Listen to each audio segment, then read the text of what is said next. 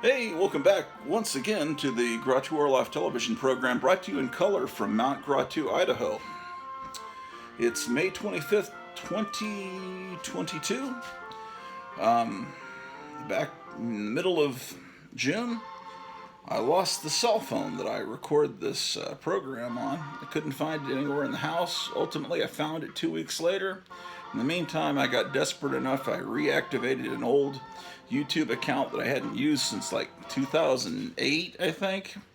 And I filmed the show, put it on that account, so you can search for that. It doesn't matter. It's just me looking for the cell phone for half the show. Anyway, I found it, so now we can come on and resume with the Gratu Orloff television program. And since I last spoke with you, done a lot of unpacking here. We just recently moved here to Idaho, to the mountains of Idaho. And let's see, I should kind of show you what I've done.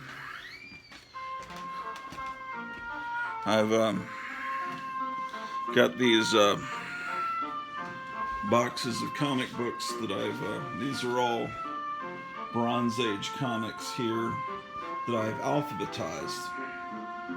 And what I need to do is go through some boxes over here in the living room that are unorganized, and that I need to get those alphabetized and then file them into these boxes, and so that everything is completely alphabetized and organized. So that's what's going on.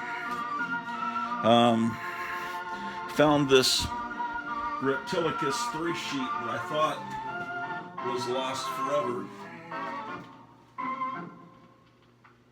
which is good because they're not very easily replaceable. The Reptilicus poster is a very high dollar thing now.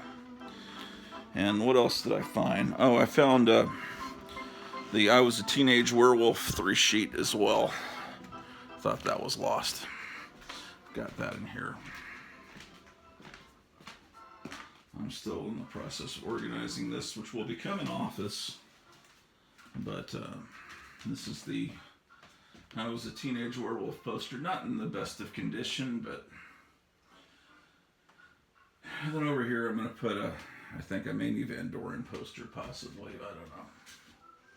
Put up the Rebel Set 3 sheet. I haven't had that up on the wall in, I don't know, 10 years probably. And here's a poster for 2000 Maniacs, the latest film from Dinesh D'Souza. I'm sorry, Herschel Gordon Lewis. And here it's autographed. Here it says, "To Kenneth, a really good screenwriter, Herschel Gordon Lewis."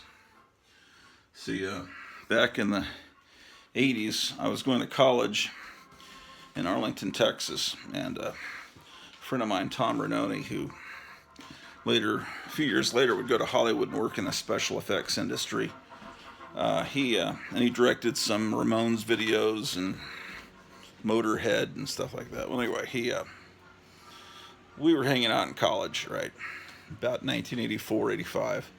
And I look in the school newspaper and I see that there's a guest speaker coming to the college, and he's an expert on direct marketing, sending junk mail basically to people.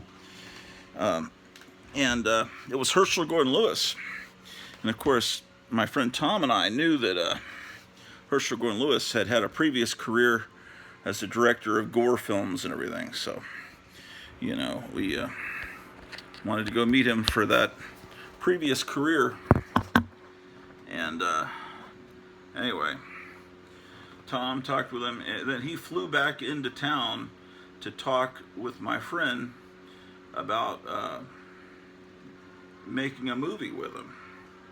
And my friend wanted to make a parody of the then popular VHS tape Faces of Death, and I was going to co-write the screenplay with him, and as the doctor that hosts this movie, this comedy fake documentary, we're going to do a parody of this movie. Kids used to dare each other to rent this movie from the old video rental stores, and it was just supposed to be nothing but shots of people being electrocuted and a bear eating someone, and it was just like a shocking Mondo movie. Just, it was supposed to all be real footage, but most of it was not. But just, it was just a, you know, they show autopsies and stuff. It was a it was a horrible video. We thought we'd do a parody of it. And so, anyway, Herschel Gordon Lewis was going to be the narrator. And so he came and talked about it, and you know, that was, the script was written. There were a bunch of people interested in being in it, like Alice Cooper couldn't wait to be in it. He had all this list of famous people that were going to be in it, right down to Hazel Adkins. And anyway, Roger Corman's studio put an option on the script. We spent like a summer, Tom and I, writing this script. I've got it somewhere. I should probably read it to you guys. But anyway, they put an option on the script apparently, but nothing ever happened of it. Then later Herschel Gordon Lewis came back and made Blood Feast 2. But anyway, that's why it says to a great screenwriter, because I guess he'd seen my script. Anyway, so I'm organizing comics. Yeah, what I'm doing right here with these two boxes is I'm going through non-Marvel, non-DC comics. Let's see. And I've got two long boxes alphabetized and I'm adding to them. So there's all kinds of stuff that I've never heard of. I don't know why I own this comic. Adam, it's like a little thin. It must have been a giveaway. Terrible. Of course, here's the real Adam. Adam and Eve. This is put out by Spire Comics. It's a religious comic. Let's see. What else do I have in here? Oh, do you remember this? Well, if you live in California, they call it Bob's Big Boy. But in Texas, where I was living, it was called Kip's Big Boy. Or just the Big Boy chain, you know. This is the comic book they'd give you free when, you know, your parents paid their ticket. They'd give you this free comic printed on and look at that, it looks kind of like Yellow Submarine. I think something's blocking the light from the ring light. Let me move this. Oh, wow. Anyway, it's good to be back. It really was hellish trying to find my phone, and it turned out that it was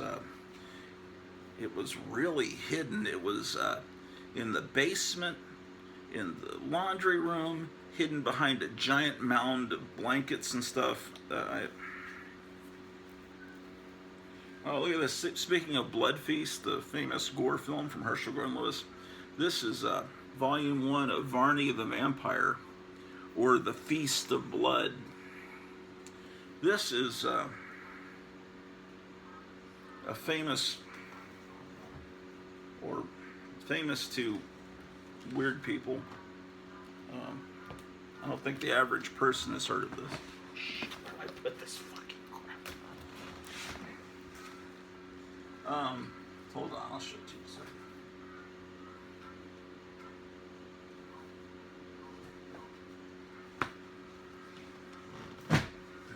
Oh, look at this. I'll get to my story. Well, I don't even remember what the story was. Safety posters. These are posters to put up in your elementary school if you're a teacher. Like, look both ways. I forgot I owned this. It's a whole book of them. You know, there are these people in these antique malls. They'll get a book like this. They'll take each individual poster out. They'll put it in a cheap frame, and they'll sell each one for $20. See, there's danger. Keep matches out of baby's reach. But yeah, that's always swim with a buddy.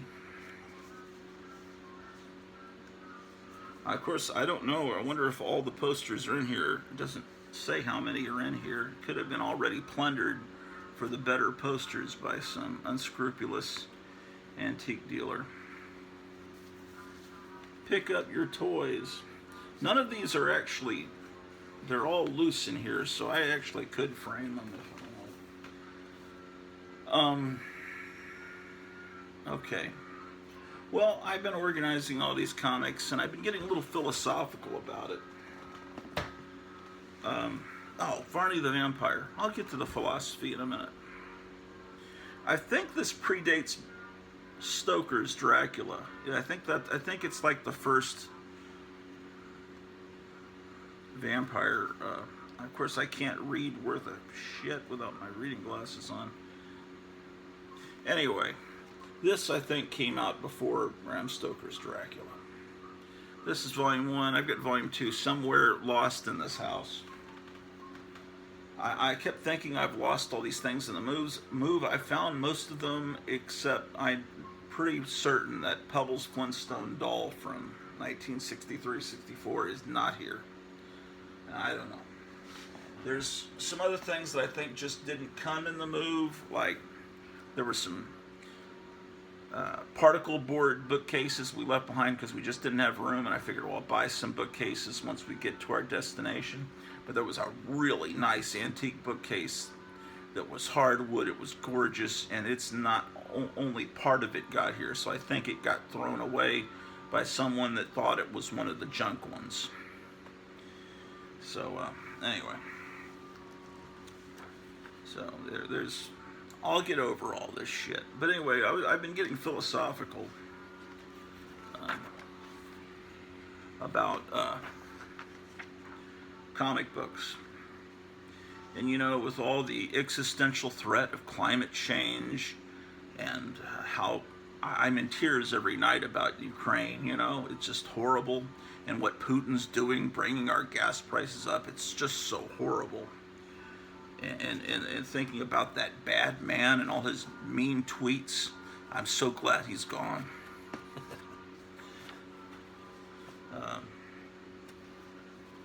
And I'm thinking, you know, with how bad the world could have been if he had stayed in.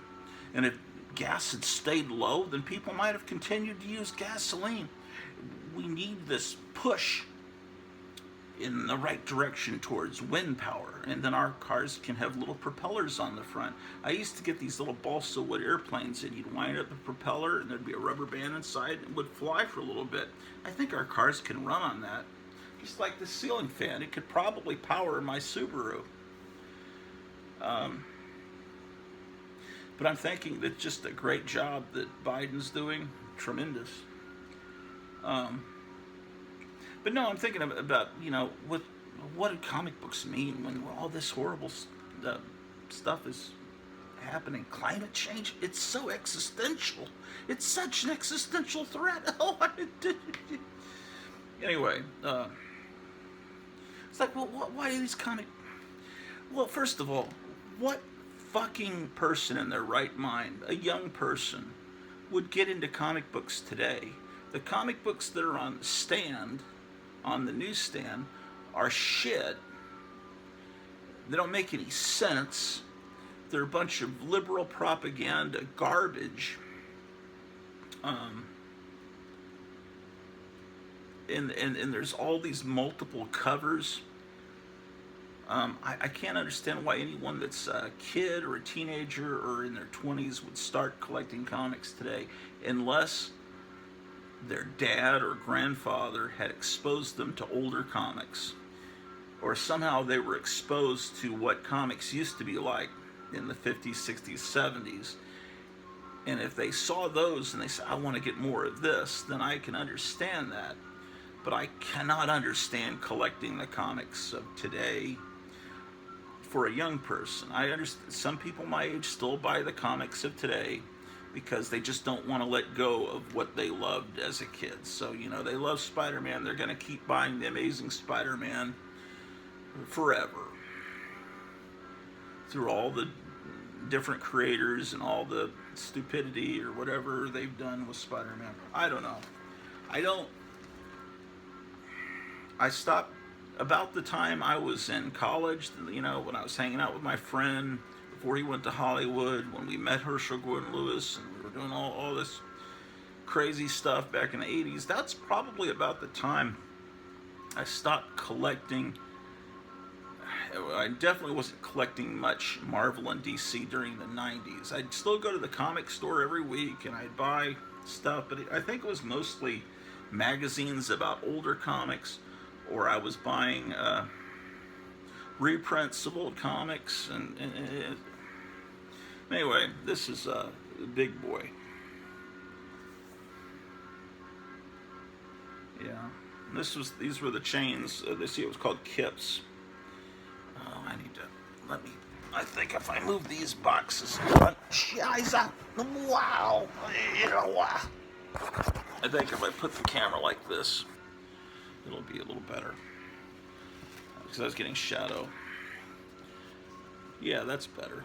Yeah, these are highly collectible. I don't know, this is issue 238. I don't have a lot of early issues. This is something maybe I should get into collecting. This is February of 77.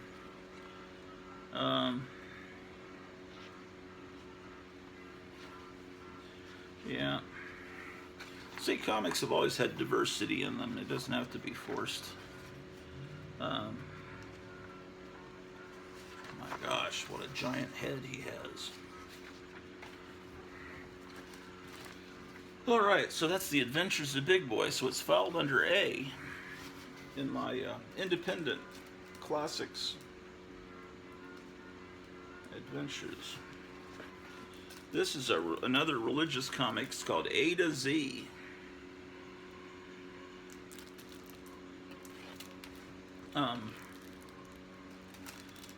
But seriously, you know, I was joking about Biden being a great president, but he's not really in charge. You know, it's like, who are the real puppet masters behind this creepy puppet? This is a great Dave Stevens cover. I was on Graphic Man's show Wednesday night. I go on there Wednesday nights and talk to other people about my age, maybe a little younger, some maybe a little bit older, but about the same age. And I was talking about a comic. I never bought the Transformers comic ever. I could give a shit about that. I mean, I was born in '65. When was that comic coming out? The late 70s to the 80s? Should a 15-year-old be buying the Transformers? I see 40-year-olds buying it now, but that's because it was a fucking toy when they were kids, and they're nostalgic for it. But I had no interest in Transformers comics. I bought some a few Shogun Warriors comics. You know, I'm talking about Marvel comics based on toys. And but I bought recently. I saw in the back issue bin this giant monster holding up a truck that says BlackRock, and it's about to throw the truck down, and one of the Transformers is punching right through the stomach of this monster. You know, so how dare you destroy a truck from BlackRock? And I was talking about that. Like I looked it up because I was curious, and that comic came out like the year before the BlackRock organization was formed. The BlackRock organization is buying up entire neighborhoods to turn into rental homes. The BlackRock organization, they own all the networks. I mean, they're an evil organization. So I'm thinking, why are they? And apparently, in this Marvel comic, they're the good guys, but it's before the organization was officially formed, according to Wikipedia. And I was just wondering about that. I was talking to my friends on there, and someone put in the chat, "Talk about comics for fuck's sake," or stick to comics, FFS, which means for fuck's sake. And I'm thinking, okay, well, if I only talk about comic books when the world is the world, it isn't just the United States, the world, I'm not talking about Ukraine. That's all a smokescreen. That's all because these people have been laundering their money there for years, and they're all upset that they're not going to be able to do that anymore. I can't just talk about comic books. I mean, just can't do that. I can't bury my head in the sand and not realize what's happening around me. I mean, that's asinine. I just can't do it. You know, because what you see here, that was a horrible threat to the world, and it's back. And they want you to live in a closet with virtual reality goggles on, eating bugs, spending fake money, and getting fake things for the fake money, all in your head, like these little kids get so, I want my, what's that game called? Fortnite money. I'm gonna take real money and buy money that exists in the Fortnite virtual universe to buy things that don't even exist, that are pixels on a screen. And soon that's going to be everyone. That's what they want, at least. For those that they don't just exterminate, they want you to just basically, like the Matrix, just live in a little closet and don't go out. Don't. Yeah. Anyway. But no, everything's great. I think the world's fantastic. This is some parody comic from, this is Alan Moore.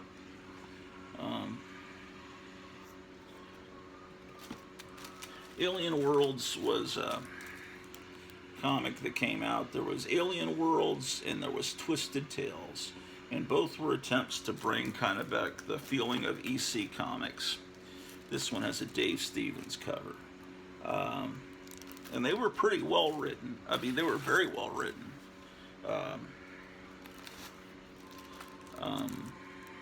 Nothing like the comics of today.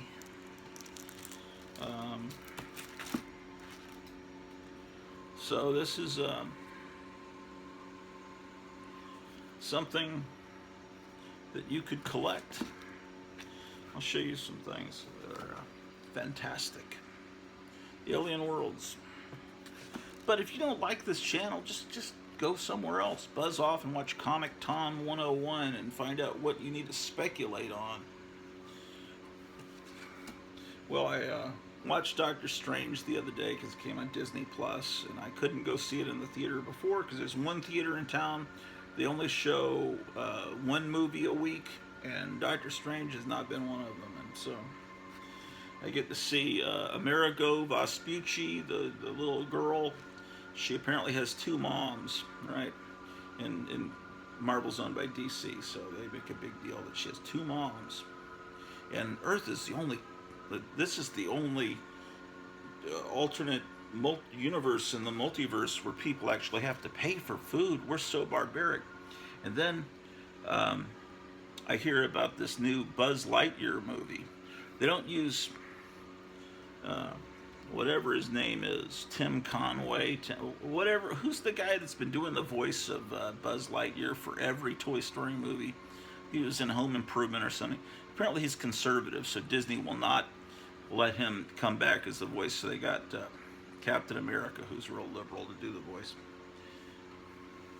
And apparently there's a scene in it where someone has two, is it two moms or two fathers, and they kiss. And so that's really important to put in a Buzz Lightyear movie. So it's like everything that Disney does, it's just all propaganda. Everything I see in every commercial, it's all propaganda. And here's Amazon Warriors. This company, AC, they reprinted old 50s stuff, so it was fun. And then there was this comic, American Flag, about a dystopian future. And American Flag. People don't talk about this comic much. Yeah, it was Howard Chaykin. I gotta like a million of them. You don't need to see all of them. So, or if you want to, I'll show them to you. This is a comic version of American Gods, which was a novel by Neil Gaiman, who's a comic book person, but I guess he wrote a novel, and then they turned it into a comic book, instead of the other way around. I watched the TV show. The which I really liked, even though the first season was whoever made the first season liked to get close-ups of guys nude, like male nudity in it. But yeah, it was an okay series. Yeah, my wife and I enjoyed that. Here's America's. I didn't enjoy the nudity, but here's America's Best Comics. More of this stuff from Alan Moore. Here's a comic. I don't know what it is. I still haven't even read it, but it looked cool. I just like the design of the cover and whatever. I think I only have a couple of copies of Astro City. It looks wonderful. I want to get into it.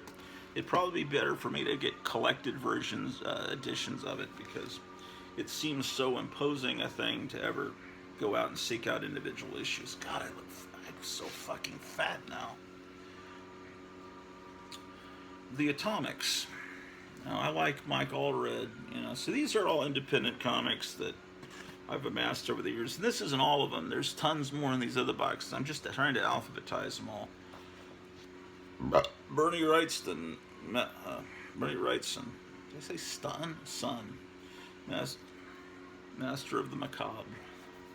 Bernie Wrightson. It's reprinted stories from Bernie Wrightson from various sources. This was from Warren. I remember that from a Mars issue.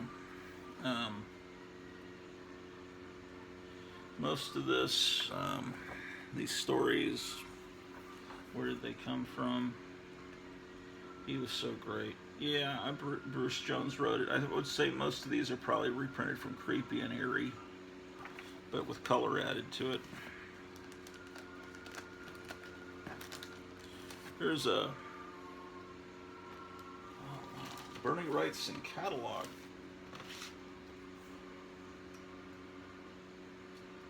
Oh, I guess it's where you could maybe, it's showing what art was shown in a gallery. I don't know if it was for sale, but it's got good reproductions of some of his original art. Of course, he was, some people know him for Captain Stern. That's pretty great. Yeah, this is the New York Comic something or other gallery, October 1977.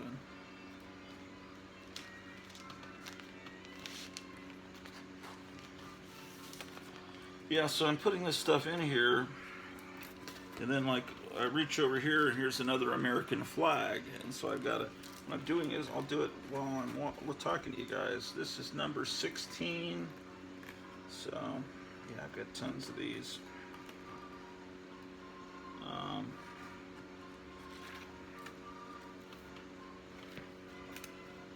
Here's some more American Gods. Let's put those in there.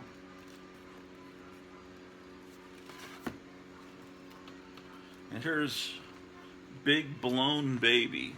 And this is John Kricfalusi that did Ren and Stimpy. Or is it? No, it isn't. It's Bill Ray. Bill Ray, I think, possibly worked with John Kricfalusi. Bill Ray, same kind of style. Big Blown Baby would go here.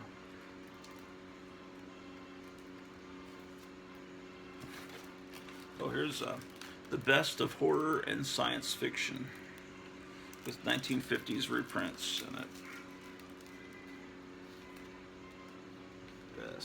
Best. Bernie, Best, Big Blown, Blood of Dracula. I've never read this, but I own a couple of copies of it. Big Bad Blood of Dracula. Here's Black Phantom, which is also from the AC label. In the 90s, I was buying more of this kind of thing than I was of the Marvel and Image and all that, you know. I think I was curious about the Image stuff. I bought a few issues of it. just because but I wasn't really part of that whole revolution. I probably never bought more than a couple of issues of Spawn. Because by then, man, I was like 30 years old. And Spawn, it just didn't really hit me like if I was a 10-year-old. These are reprints of the Warren Blazing Combat comic. I think I showed you these on a previous exciting episode. See, here's another AC comic. Bobby Benson's B-Bar-B Riders with reprints of these old Western comics. But it looks like they had access to the original art. An ad for Hardee's on the back, which is unusual.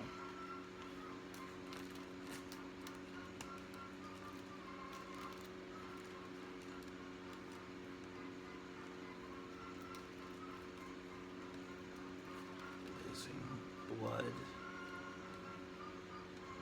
Big Bobby. Okay, I didn't show you this. Blood Harvest. It's got a 99-cent sticker on it. I don't know what this comic is. I don't think I've ever taken it out of the bag, to be honest with you. There's some Cadillacs and Dinosaurs. Look at this comic, Captain Confederacy. A lot of Captain comics. Captain Confederacy. Captain Glory. Here's a free comic day. Captain Harlock. Cat Claw. I guess I have one copy of Cat Claw. Here's a Cave Girl with a Victoria Vitri on the back. So this is a special limited edition. Reprints of 50s Cave Girl comics. I've got 2 copies of that. Then I've got Chaos Quarterly. How about that? Then I've got tons of copies. These aren't comic books, but I threw them in here because they're the same size as comic books. This was a little local thing that was given away at the movie theater. I would get them at the Forum 303 theater.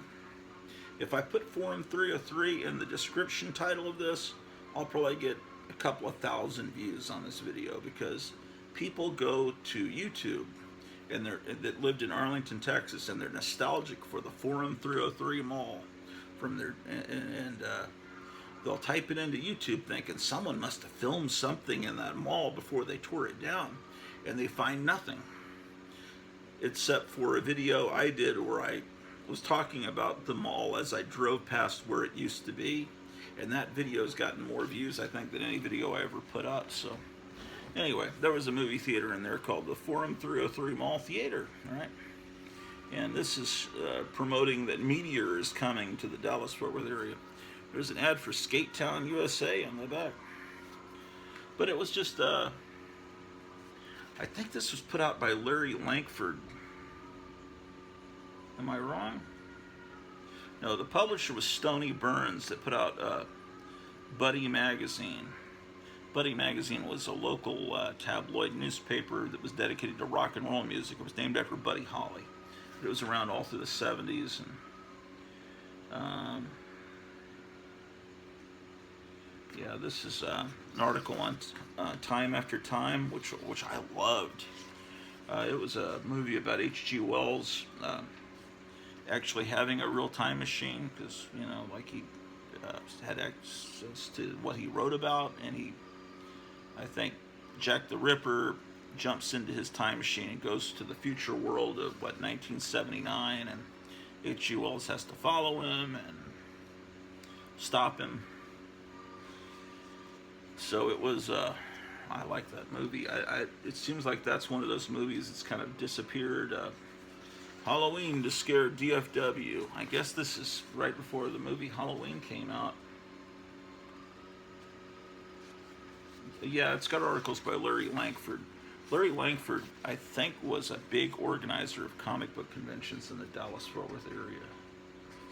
Pretty sure. I think he might have started the Dallas Fantasy Fair. I could be wrong. Here's this was a special that um, let's see. I think Michael O'Donoghue, one of the head writers of Saturday Night Live, back when it was funny, and he'd been a National Lampoon guy. I think they were going to have a break with Saturday Night Live for 1 week, and they needed something else to put in the slot, so he made like a fake Mondo movie. Mondo movies just were these movies in the 60s where they just showed you different things from all over the world, weird things. It showed you weird things from all over the world. And the first movie that came out was Italian. It was called Mondo Cane, which means, I think, it's a dog's world or something like that. And so many imitators came out from that movie. They just started calling them Mondo movies. A lot of them were Mondo Freudo, Mondo this, Mondo. They all had Mondo in their name, and it was kind of like they weren't as gross as what Faces of Death would be, but a lot of them had really like gross out stuff for the early 60s. So we made like a Mondo movie, and it was too risque for NBC, so he just said, F it, we'll release it theatrically. I've got it on VHS here somewhere. I just saw it the other day. So anyway, remember when they had dollar movies? Family Inflation Fighter. Yeah. It's so nostalgic that inflation's come back. It makes me feel all hot and fuzzy, warm and fuzzy to see the gas prices going up. But what I really remember as a kid is when the gas just stopped, and you would people were lined up down the street to get into the gas station, and then the gas would just dry up, and there'd be no gas. This was a tremendous movie, Coal Miner's Daughter. Loretta Lynn actually sang in that movie. I'm sorry, what did I just say? Sissy Spacek actually sang and performed. She wasn't lip syncing Loretta Lynn's songs. She won an Academy Award, I believe. Anyway, this is it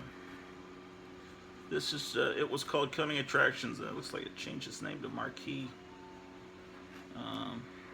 This is when Bill Murray played Hunter S. Thompson. No one remembers Where the Buffalo Roam. Everyone remembers Johnny Depp's take on it. I was when I first read Fear and Loathing in Las Vegas, I was probably a senior in high school, maybe a freshman in high school, and it really made a big impact on me, and I started even talking like Hunter S. Thompson. I understand how Johnny Depp was so taken by the guy, but what I've learned about him in the years since, I've lost a lot of respect for him. A lot. Corbin Special, Edgar Allan Poe. Anyway, but when you're like 18, 19, Hunter S. Thompson is just seems like a cool guy. Here's from Eternity Comics, Cosmic Heroes. They're reprinting Buck Rogers comic strips in this sideways format. So this is the kind of stuff I was buying in the 90s. Because I just didn't like any of the new stuff coming out.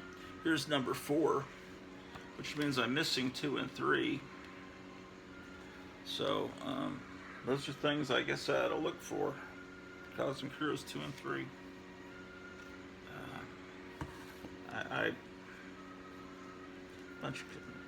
This is the Crimson Nun.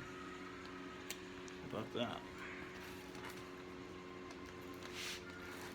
The Cross and the Switchblade. They made a movie of this book with Pat Boone playing the guy. This was a comic from Jack Chick made those little religious tracts that you see in bus stations and stuff. This, he tried to do a regular comic book called The Crusaders. The name is up there, and they were kind of like Challengers of the Unknown, but they were religious. And this is the whole line of the Crusaders comics. I've only got a few of them. There's Exorcist. I mean, I'd have more, but these are the ones that I guess I've encountered. I think I've got more. I think I saw some in another box.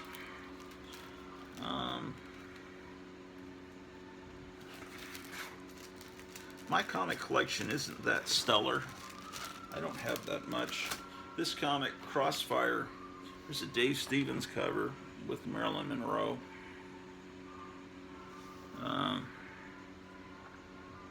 The art inside is really good, but you know, as far as Crossfire, it looks like I only have a couple of issues, but it looks like a cool comic.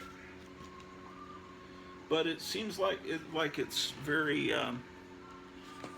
good girl art centered. It's a superhero comic where they're into good girl art. This is done by a friend of mine, John Michael McCarthy in Memphis. It's Damsel. This. He even has an ad on the back for an imaginary, like Aurora had made a model kit of this character. But this was a, well, this isn't really a comic book so much as kind of like a fan magazine for his movie. He did comics, but this is kind of like his bridge between doing comics, and he started doing movies. So I guess in order to convert the people that read his comics over into being viewers of his movies, he made this kind of Warren style fan magazine about the movie. And so before I moved, I wrote a couple of pages for his book. I need to get back in touch with him and see the status of all that. This is, I guess, Image Comics. This is Darker Image, so I don't know what this is. It's all this Image comic stuff, obviously. Yeah, this exciting stuff.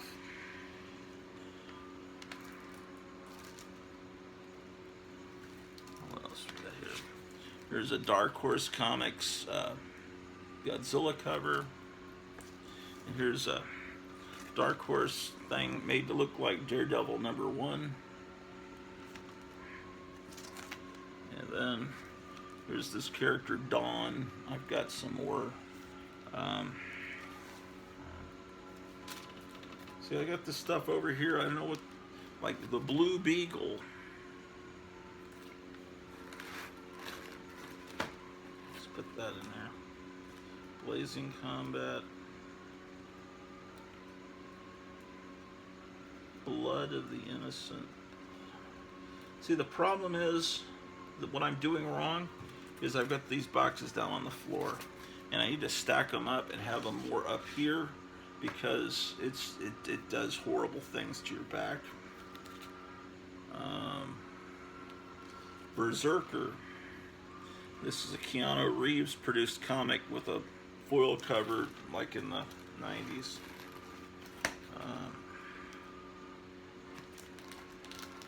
He started a comic. It's really kind of brilliant. He started a comic so he could turn it into a movie, and he made the character in the comic look like him. Here's Cadillacs and Dinosaurs 3D. Now, this was a great comic from that era, because it looks like old Wally Wood art, but not exactly. He has his own style, but it's very inspired by the comics of that time. And you know, they even made a Saturday morning cartoon based on that, believe it or not, that I don't think people really remember. I think the whole series might be available on YouTube. This is a comic from Eclipse with very good interior art. It's called Hand of Fate. This is #1.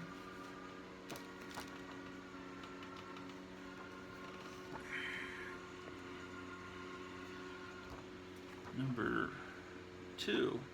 You never hear people talk about this comic. But yeah, it's very, very well done. Hand of Fate. Hand of Fate. Screw.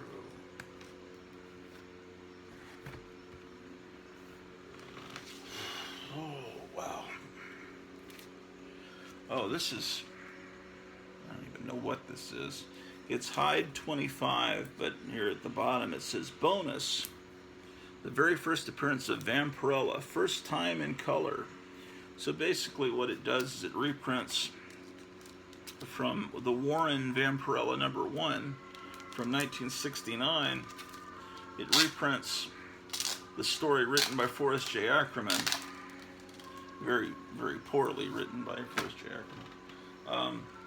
And they just add color to it. So what is Hyde 25?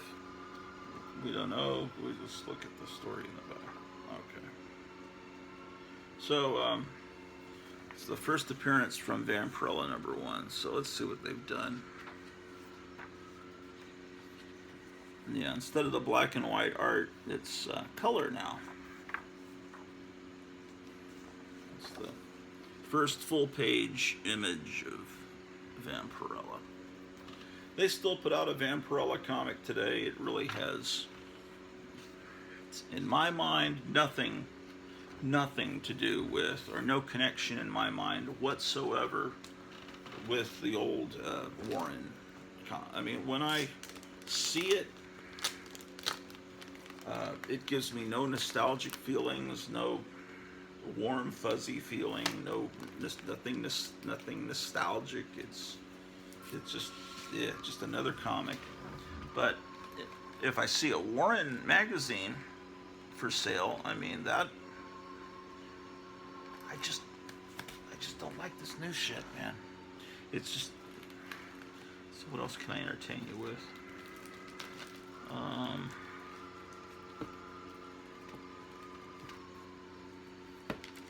Death Rattle, that was another good comic from Kitchen Sink Press. Death Rattle was also supposed to be like EC. So there's Alien Worlds, there's Death Rattle, and there's Twisted Tales. Those are EC style comics that I would recommend to you. I've been trying to get all my EC reprint comics together in a box. That's another thing I've been doing. I might as well try to, let me move around because it's hard on the back, man. Oh well, let's see. Since I've seen you last, it's been a couple of weeks, so let me show you what I've done. I still don't have any furniture to put this TV on, or any couches, or any real furniture for this room. I put a fan there. Let's see. I hung this picture of this witch from Vargas. This painting here, which I bought from the next door neighbor at a garage sale for like a couple of bucks, basically. But it's a real oil painting, and it's not bad. I just don't know its age or anything like that.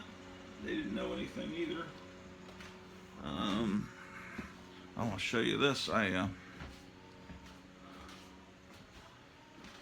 got my Zombies of the Stratosphere 3 sheet up. Not in very good shape. One of those guys is supposed to be Leonard Nimoy. Probably that guy there, the green guy.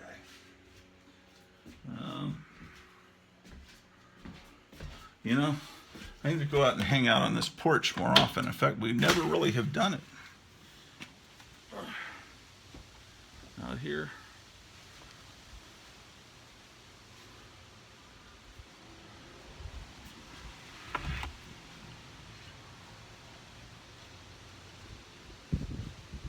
Okay.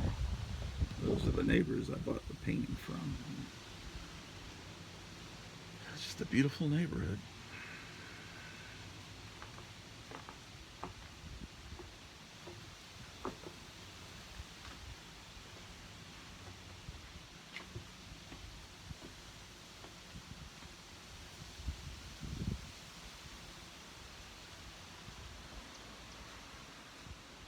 So anyway,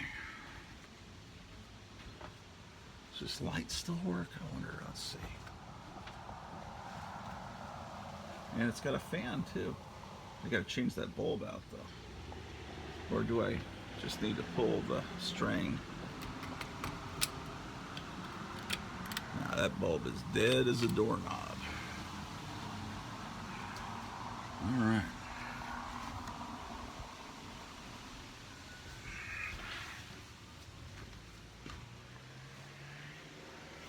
Oh, shit.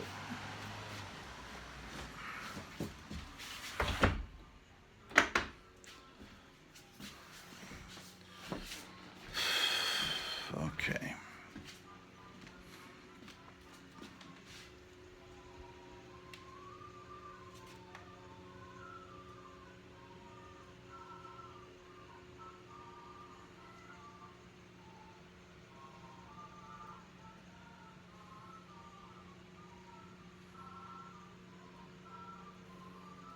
There's an autographed picture of Ken Osmond from, Eddie Haskell from Leave It to Beaver.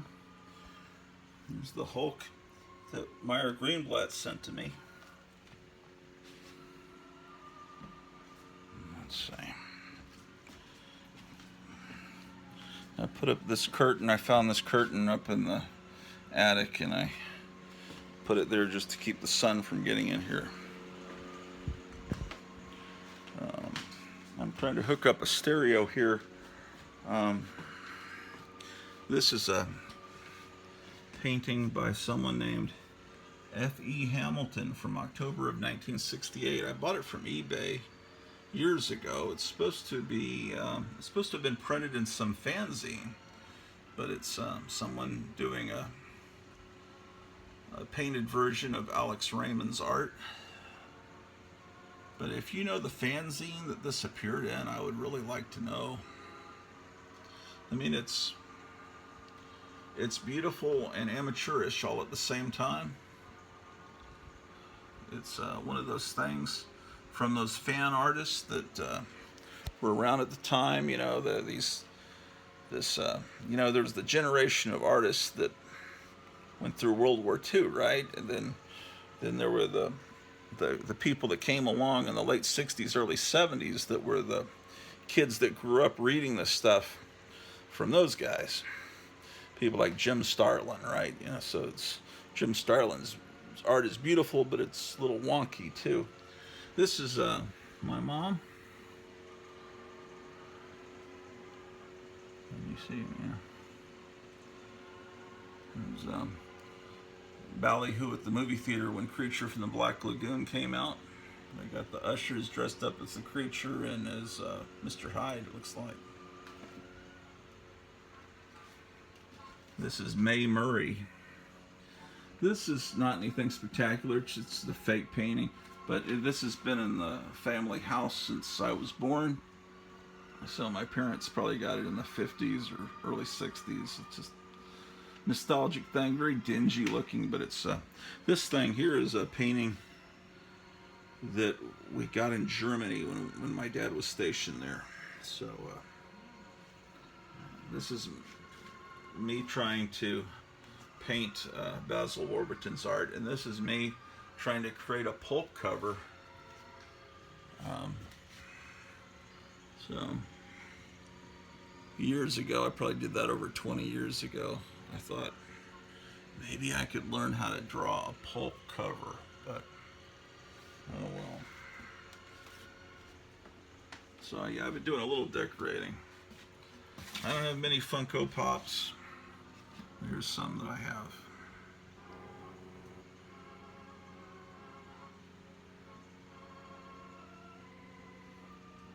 And then there's some that are not packed yet. I'm unpacked yet, rather.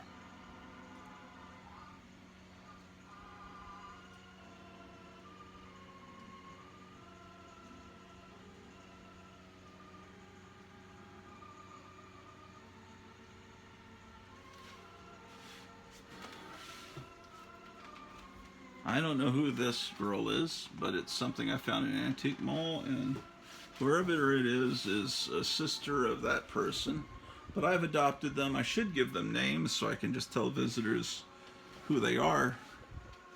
But to me, they're part of my family now. And this is not my cat Princess, but it looks a lot like my first cat. So it's there in her honor. That was my first cat Princess there. These are her ashes, and the ashes of my beloved beagle Daisy. And, so this is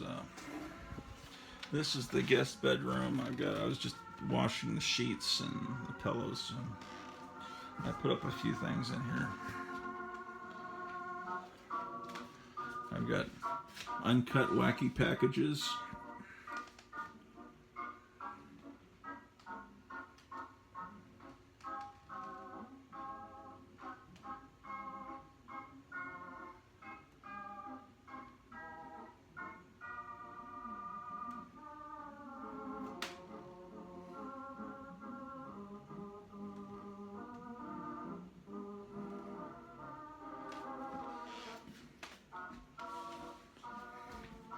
Yeah, I've still got some pictures I'm going to put here.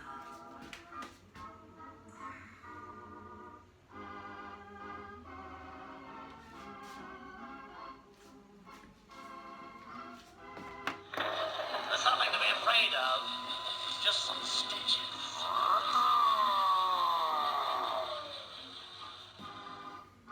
Just like that. Yes. Yes. Yes. This is from Target a few years ago. Don't you forget, I gave you life. I gave you life.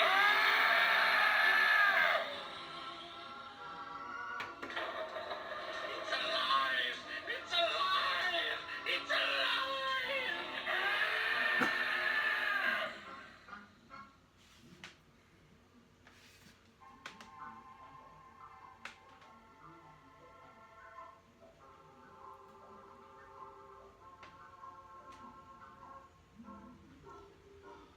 Oh well, we need to get back to organizing comic books.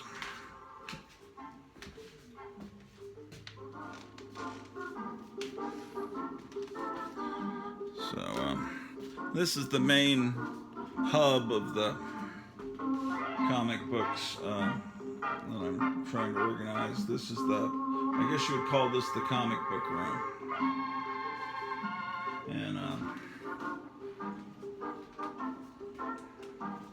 so I've got, I just organized several boxes of Archie comics. They're down here. And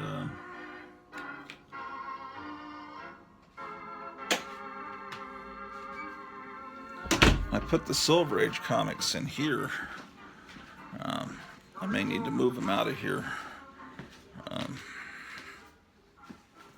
Down in these boxes, and I've got a lot of stuff that I got to do in here.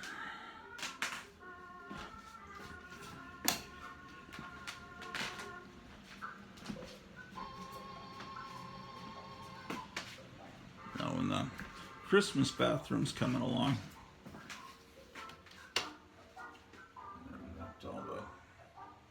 this is the bathroom where it's eternally Christmas. And I put my mom's mirror up in here. And I've got some black velvet art as well in here. So everything's coming along very tastefully.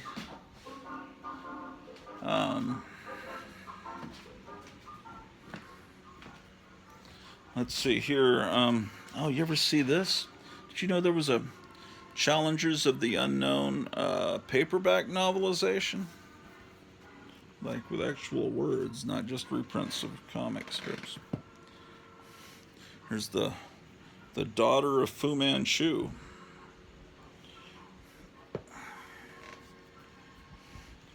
The Curse of Collinwood. A novel of suspense based on ABC TV's Dark Shadows, daytime TV's most popular series. Here's An SF novel about New York City, year 1999, population 35 million. Make room, make room. This was made into a movie called Soylent Green. They changed the year to 2022 in the movie. The original novel, August 9th, 1999. Yeah, all kinds of fun stuff. Desire Under the Palms. But anyway, I've been organizing different companies. I've got some down here. I've been organizing Disney comics.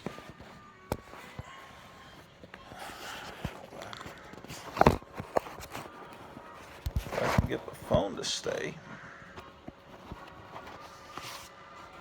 Oh, that's not working. Oh well.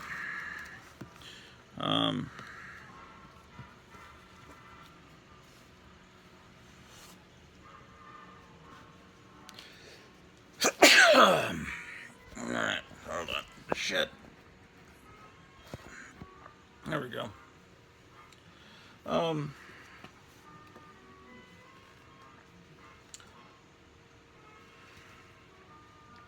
You know, when a comic is kind of boring, like The Adventures of Robin Hood, based on a kind of one of the more boring 1970s Disney movies, I'll just enjoy the ads. I'll enjoy all the ads. And here's the Aristokittens. I remember this is my childhood copy, so this is one of the oldest comics that I actually personally purchased. Here's the Beagle Boys. Now, I have had 2 beagles, and I know what a beagle looks like, and beagles don't have human ears, man. But what makes a beagle is the long floppy ears like Snoopy, so I don't really understand how those are supposed to be beagles. Also, where did the Beagle Boys... They were never animated, as far as I know. Unless they did it in one of those 90s DuckTales kind of shows, which I don't know if that counts. Yeah, there's some certain characters that I guess just come from the comics, and I don't know if they've ever been in cartoons, like Moby Duck, and I don't think Super Goof has ever been animated. It's Baby Alive. This is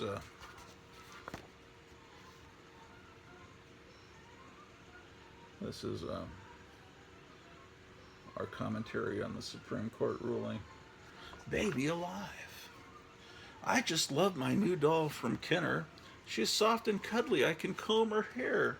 She's so pretty. Now watch what Baby Alive can do. Look, Baby Alive opens her mouth. What? Now she's closed her mouth. My gosh, she's chewing. She's swallowing. I don't believe it. Baby Alive is actually eating her baby food. It's like it's like a horror comic. Now watch how Baby Alive takes her bottle. Baby Alive is actually drinking that water like a real baby. She's smacking her lips for more. We even get to change her diaper. Wow. This is the guy pages, man. This kind of stuff. But what it is that this has a 16-page fun catalog, which means this comic came out in the fall, right before Christmas time. And what Gold Key would do is they would put a little catalog so you could see all the cool Smash Up Derby. Yeah, I got that. I still have my Smash Up Derby, although it's a little bit broken. That's the actual one I have. It's here somewhere. I saw it the other day, I think. Yeah, they have all the girl toys, and then they have the guy toys. Yeah, it's a supplement in the center. The fun catalog. What kind of shit do they have? A visit from Fat Albert.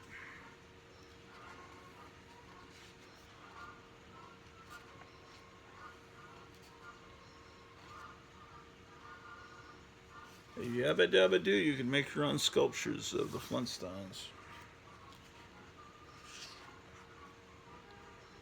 Yeah, well, how does Fat Albert come into this? Maybe it's in the Give a Show projector or something. I don't remember a lot of toys made from Fat Albert and his friends. Yeah, I'm right. It's a triple feature movie.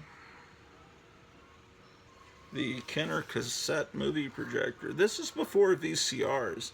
Kids today, they got spoiled that they could just have videotapes of hours of their favorite cartoons. Back then, you'd get a little cassette and you could project about 2-3 minutes of the silent cartoons. Yeah, the Beagle Boys, who do not look like beagles. I mean, the only thing that makes them even look like dogs is they've got a little round nose. But anyway, yeah, I don't know. There's tons of. I always like this cover. This is my childhood copy. Donald Duck, a Roman emperor.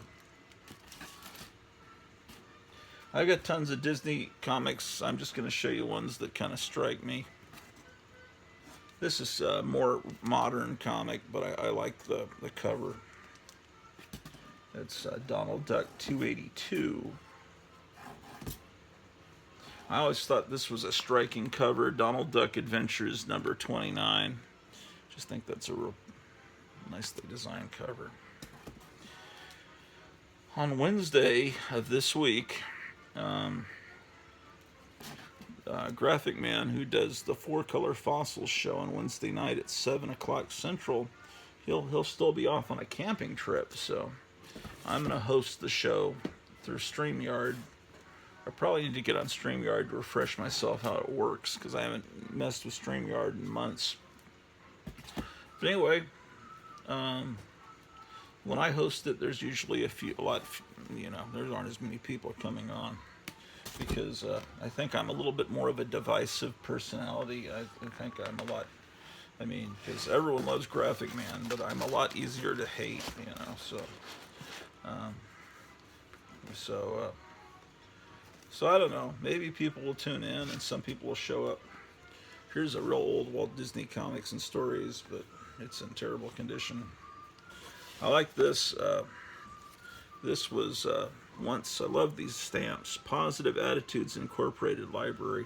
It must have been out of Positive Attitudes. It must have been like a school for juvenile delinquents or something. Like kids that just act like assholes in class. They send them to special schools for a while and then they come back. It's basically like the little kid version of going to prison. They're yeah.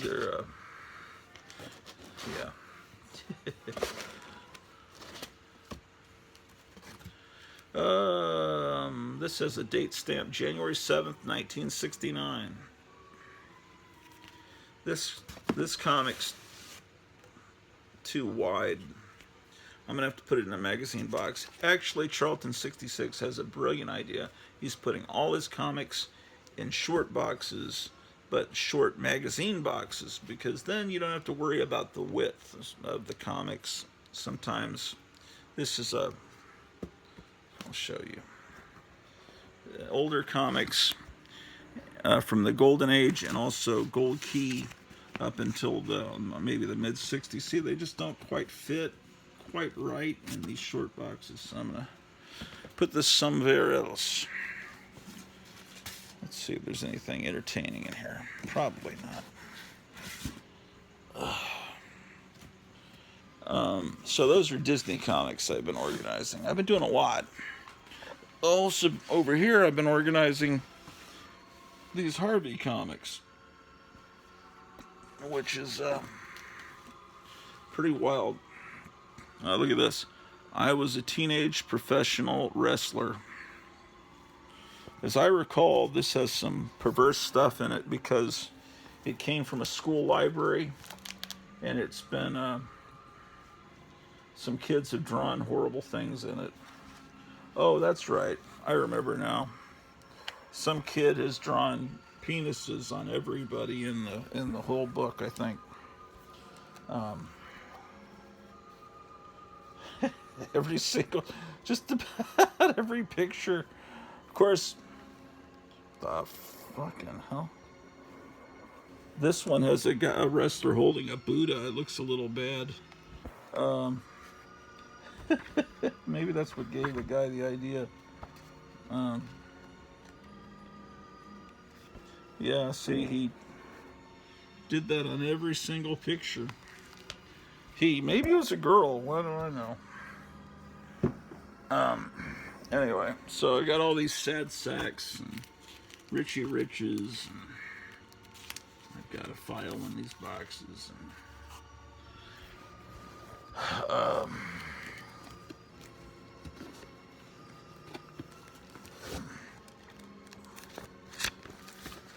so,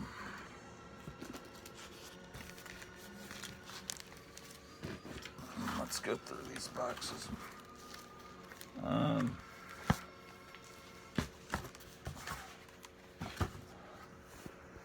So, this is a comic that I think they gave away to you if you flew on American Airlines.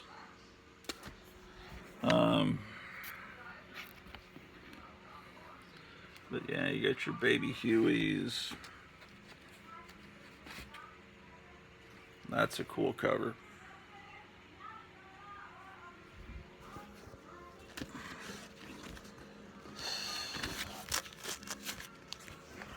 I gotta find a place to mount this camera.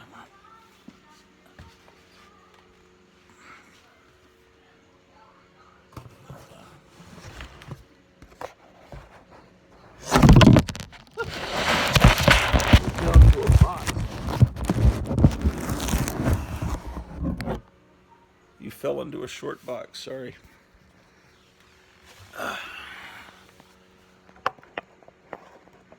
There we go.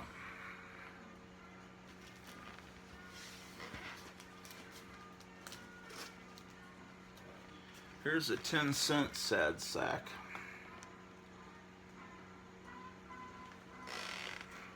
This is short for sad sack of shit, which was the slogan, which was what they called shitty soldiers back in World War II. They called them you're a sad sack of shit. So I guess they decided to leave of shit off of the comic book. This is February 20th, 1957.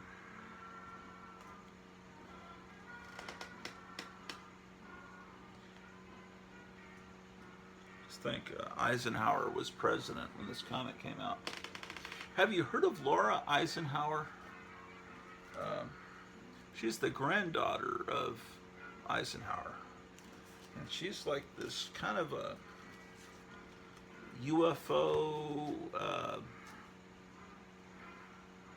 New Age kind of psychic kind of person. She, I don't know. If you watch enough conservative YouTube, well, they don't have much conservative YouTube, but if you get onto Rumble or something and watch these very out there shows, sometimes you'll stumble on Laura Eisenhower. She's a trip. She's a trip, man. Oh, this is a cover I like. Spooky.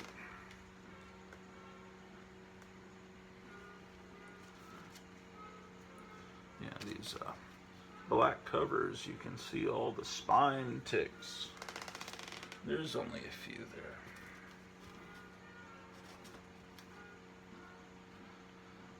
Here's Spooky in Wuhan, China. Or maybe in the Ukraine. This is Spooky encountering the true horror of hippies. I have 2 copies of that because I found one and it was only marked $2 and I thought maybe it's an upgrade.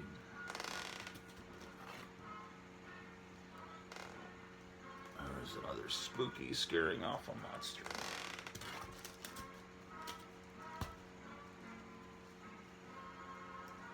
Oh, here's some superhero comics. Because Harvey, oh, look at this. Isn't that cool? It's like a Beatles. It's so great because it's, I wish I had more light here. It's a purple cover and it's got like a beat band from, it's just fantastic. Yeah, Spooky had some great covers. But Harvey also tried to get in on the Batman craze and do some superhero comics. So this is not called Piranha. If you're looking it up on mycomicshop.com, it's actually called Thrillorama, which is a great name. Thrillorama number 3 is that. But if you want a water damaged copy of this, I've got an extra copy.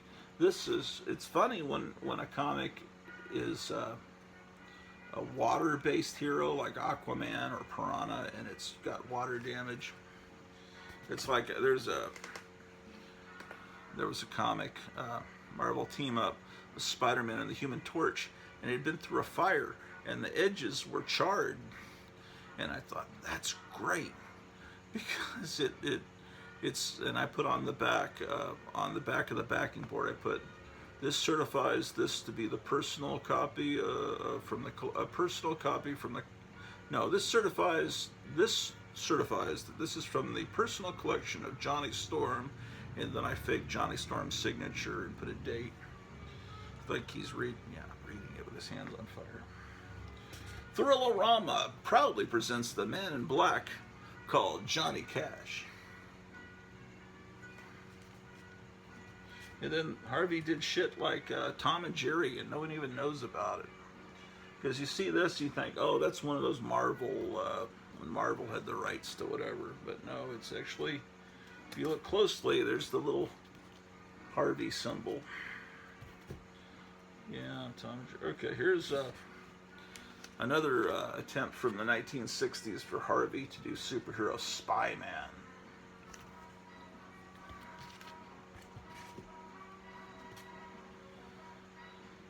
It was Spy-Man and his amazing electro robot hand against the Evil Eye Society. The Evil Eye Society, oh, that's Klaus Schwab, first appearance of Klaus Schwab in a comic book, so this is a key issue.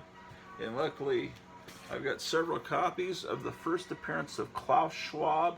The evil supervillain Klaus Schwab first appeared in this issue of Top Secret Adventures number, what the hell does that say? I don't know, maybe when they put the print, black print on blue, purple, whatever, it's hard to read. Here's Spy-Man going up, that must have been 2, because this is 3. Another issue of Top Secret Adventures.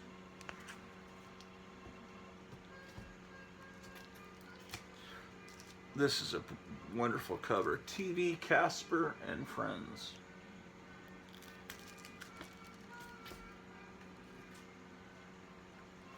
Another great purple cover.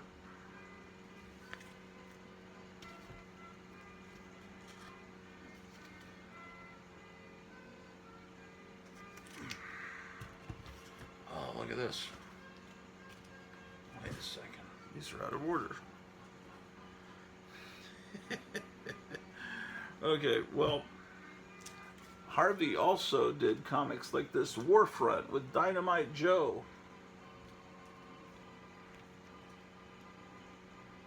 Oh, that's the second appearance of Klaus Schwab. So yeah, but earlier, and this is code approved. See, it's got a Comics Code Authority approval stamp on it. This is from the 10-cent era, so this is from the 50s, but after the Comics Code. But it's just funny that this is a cover on a, well, first of all, it's code approved. You see the hand of the guy who's shooting. But the thing about it that's great is that it's a Harvey comic. I don't know, because Harvey just has such a wholesome image. Why are there Archie comics in my Harvey stuff? Oh man, this is a major... What? Oh, I see what happened.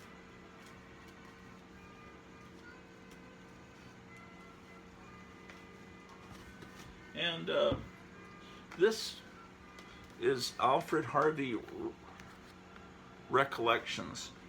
This is done in the 90s, and it reprints these Harvey comics. So I put it in here with the Harvey stuff under War Sirens and Liberty Bells is what it's called. Okay. Right in front of Wendy, the good little witch. Okay, and then I've got some stuff that doesn't need to be in here. Okay, I need to pull this for the Archie box that's over in the other room in the closet. It's a Katie Kane issue.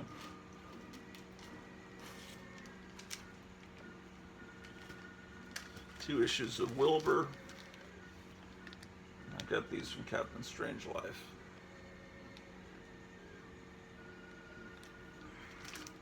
So they need to be with the Archies. Oh, there's a bunch of cool stuff.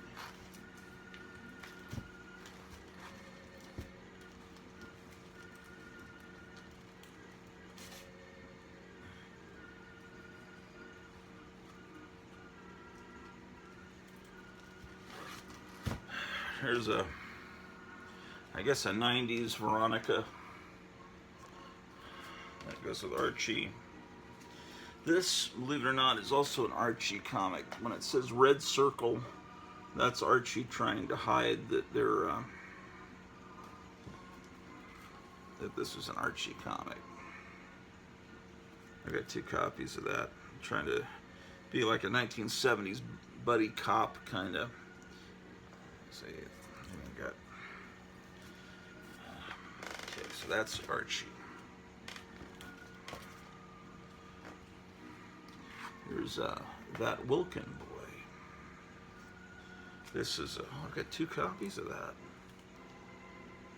So I need to get these organized in the other room. Another one of That Wilkin Boy. And looks like he's a prototype from whatever the guy's name was that was in that 70s show. Here's The Woodland Adventures of Sue, the Magic Mannequin. I don't know where to put that on. I want to get this Archie stuff out of here.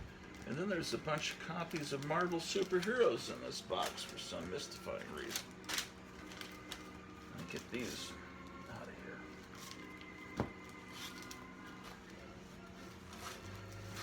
There's a lot of stuff.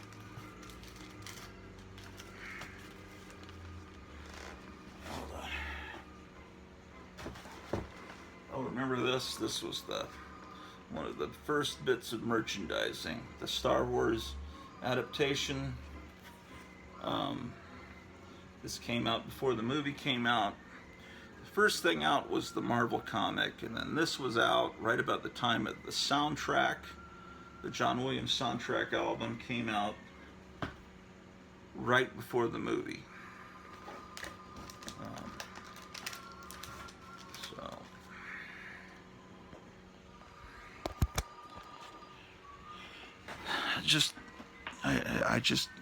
I still love the first 2.5 Star Wars movies, but I don't really care for the prequels at all, and the Disney trilogy was terrible, and everything they're making now is just god awful. That Obi-Wan Kenobi series was just ridiculously bad. But maybe there's still things to look forward to. I mean, I'm gonna go see the Thor movie. I imagine James Gunn isn't gonna, he'll do a decent Guardians of the Galaxy movie. And what else is interesting that's coming up? And don't know. Let's see what's in here. This is where I film the Four Color Fossils show. I'll usually be right about this angle when you tune in.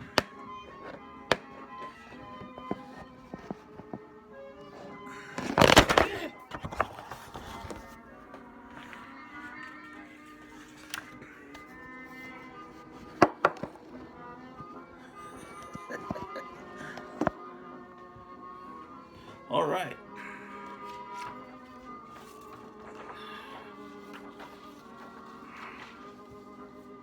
Let's see.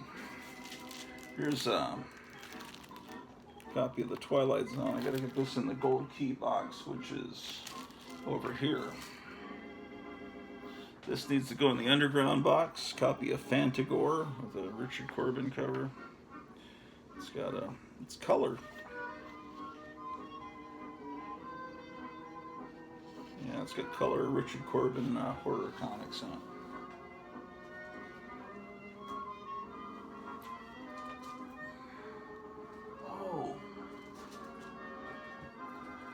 Oh, cool. Well, here's a Disney comic I need to get into the other room. So I'll put that there. Here's some comics from ACG. Adventures into the Unknown, number 161. Here's Adventures into the Unknown, 155. These aren't in the right order. That's terrible. Let me get these in order.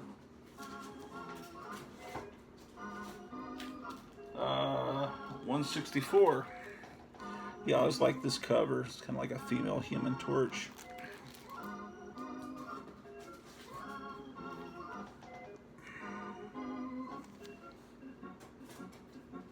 Here's Forbidden Worlds 114 with Herbie. Now this was a great comic. Here's Forbidden Worlds number 145. That last one was what, 140? 114. Okay, Herbie was given his own comic book. It's another great cover. I think this was shown on Four Color Fossils last week. Here's Foxhole from Super Comics. Foxhole number 18. Why is that there? Here's Gasp, also from ACG, number 1. And then my Herbie collection, which is...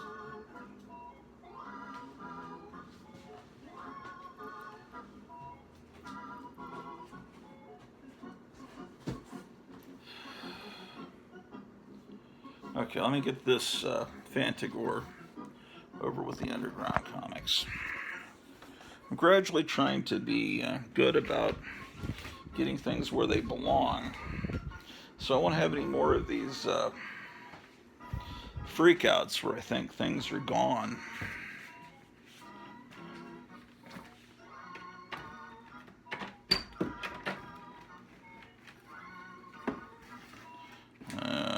Rig things where I can't even open the door. Okay. So in here, I think down here where the Underground Comics are, yeah. And this is Classics Illustrated in the Warlord. So I'll just put this here. This is a picture of my grandfather. I bought it from eBay because it's not something that was handed down in the family. Okay. So gradually I'm going to be putting a lot of boxes in here. Okay.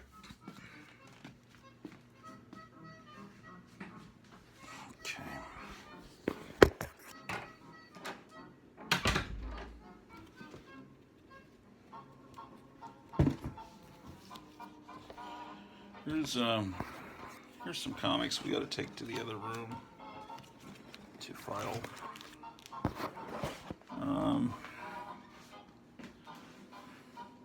I could show you those Herbie comics, but I probably should save them till the Wednesday night 4-Color Fossils show.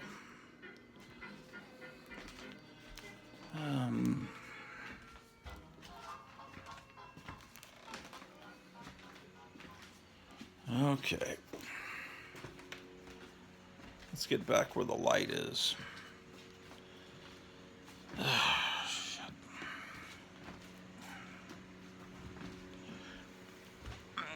Okay, let's plug you in as well, as the battery's getting low.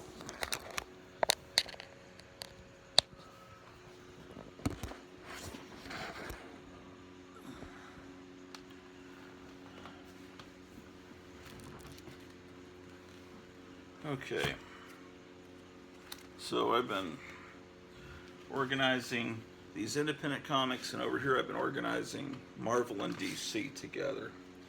So let's put this copy of Freedom Fighters #4. Now these are Golden Age heroes in an alternate universe where Hitler wins World War II, is what I recall.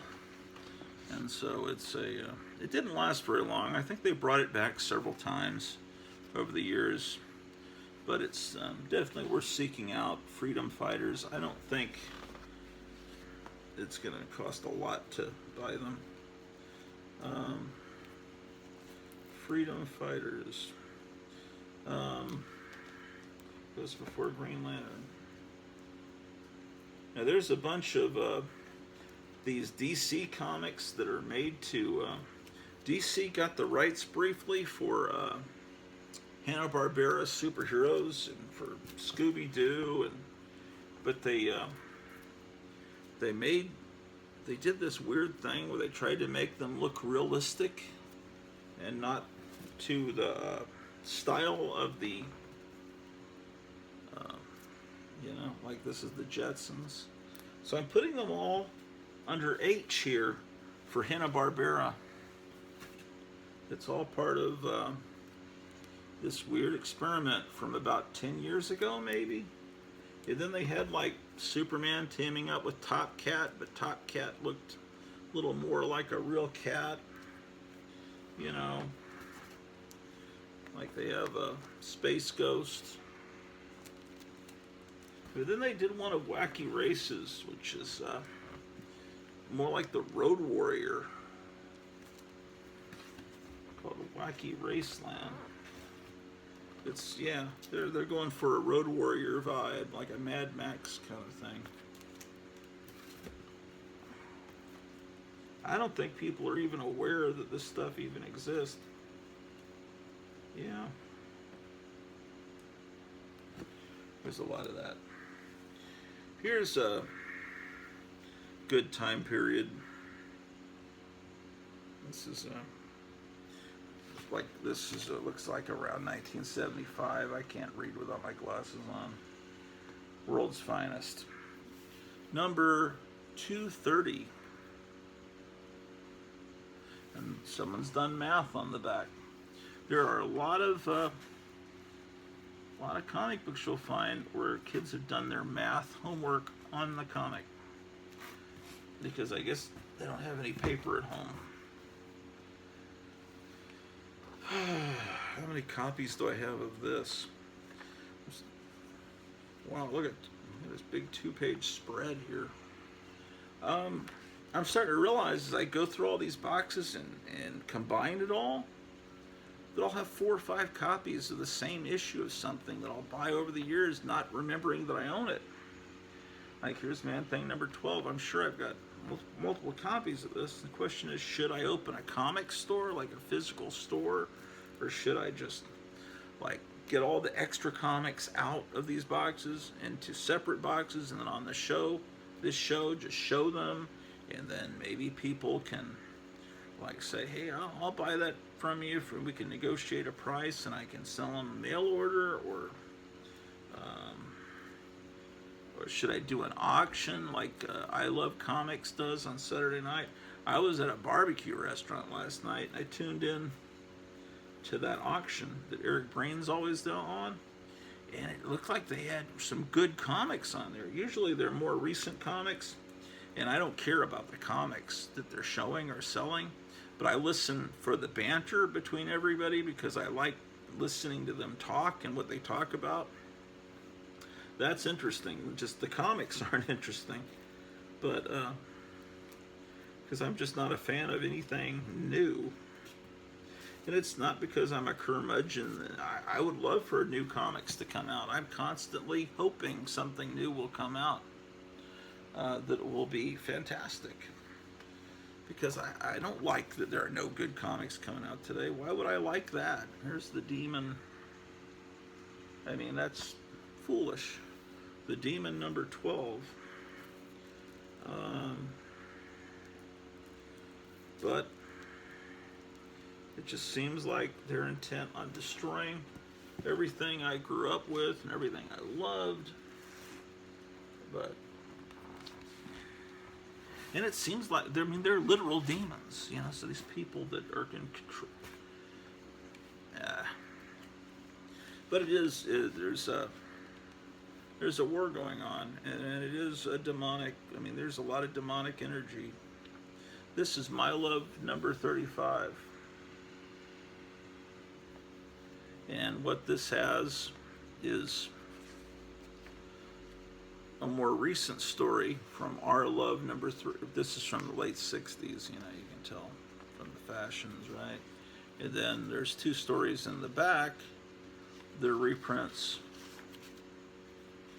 more from the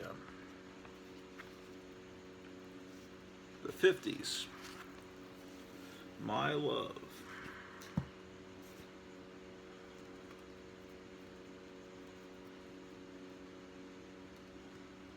Yep.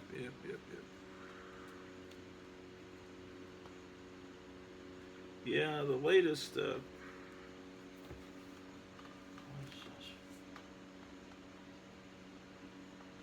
Captain America Annual number 10 from 1991.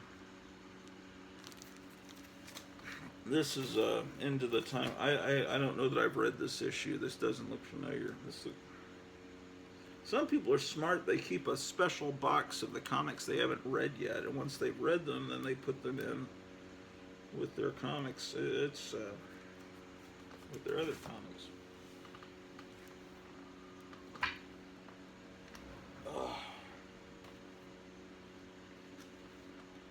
This is the origin issue of the Black Orchid, who is an amazing looking character that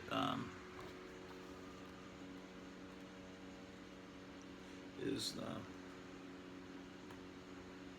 this artwork is fantastic inside. It's just this is a character that's been forgotten about, but yeah, different time period, much better stuff. Is that, did I just hear thunder? It can't be thunder. Let's take a look. That can't be thunder. It wasn't predicted. It's supposed to be sunny all day.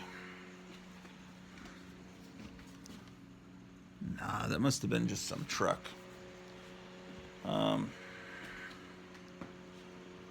Yeah, see, I got all this mess. This really won't take too long to organize all this. It really won't.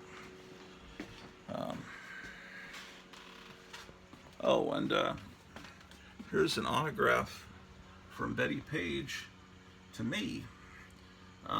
This was, I got this in the mid-90s, but the picture started to fade. So before that happened, I quickly made a photocopy of it. So this is actually a copy, and the original. And once the pictures aren't kept in the fixing solution long enough, they start to fade, like disappear basically. So, but this part that's in marker, I could always just cut that out and I don't know, have it matted with a picture that's not fading. I always like this picture. This is my mom here. This is Cleo, my wife, when she was a little kid.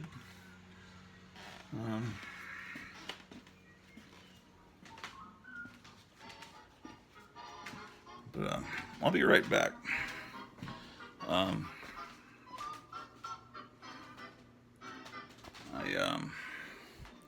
I need to use the restroom, so I will leave you here to be entertained till I return.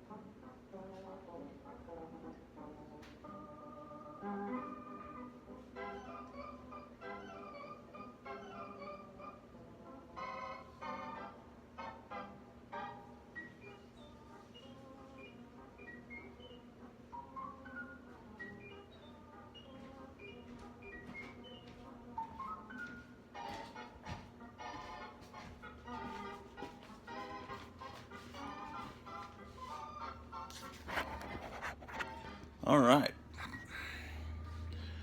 There's some more comics I've got to organize.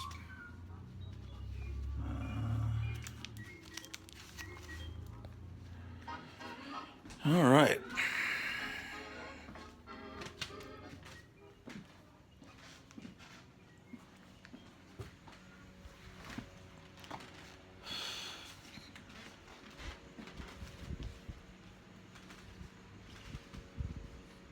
Why isn't this...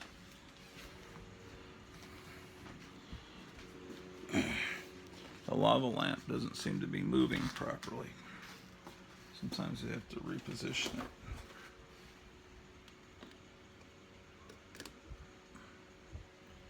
Oh man, I don't know what's going on with that. All right.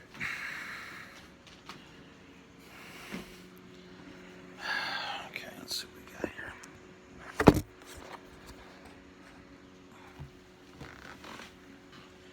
Here's a comic from Dynamite. The Shape of Elvira. So we'll file that under E in Independence. Actually, I need to move some of these books over. I'll move some of these Judge Dredd books over to the next box so I can fit more books in. Elvira. There's an earlier Elvira comic that looked like this. Got tons of these. There's a good cover. These were from the 90s. So this Shape of Elvira is more recent. Flaming Carrot.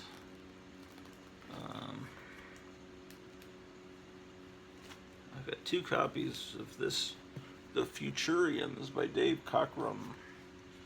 This is reprints here of 1950s Mad imitation called Get Lost.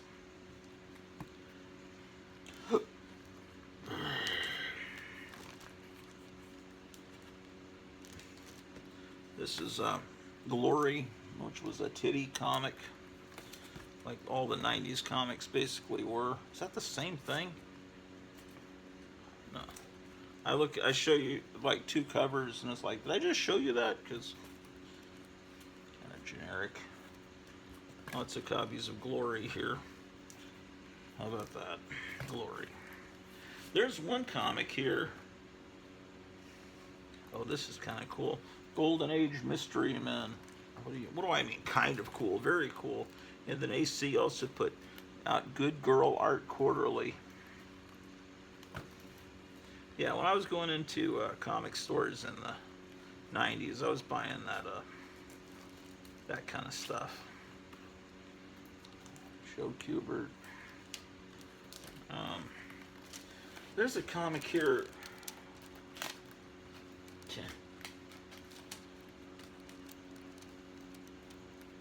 After this is like it's like a guy that becomes a girl superhero or something like that. Mantra or mantra. So yeah, for Pride Month, I thought I'd show you that. See, it even has a rainbow cover. But no, I want to show you one of them. But it's like filled with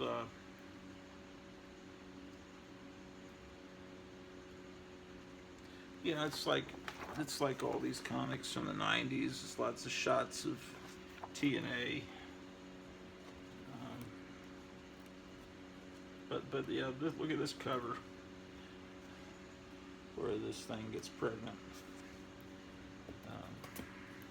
I guess that's a parody of the Demi Moore Vanity Fair cover, and which was also done on the She-Hulk, and there was even a Pinky and the Brain Marvel comic that did that pregnancy cover, believe it or not. Here's Simon Beasley art, Melting Pot.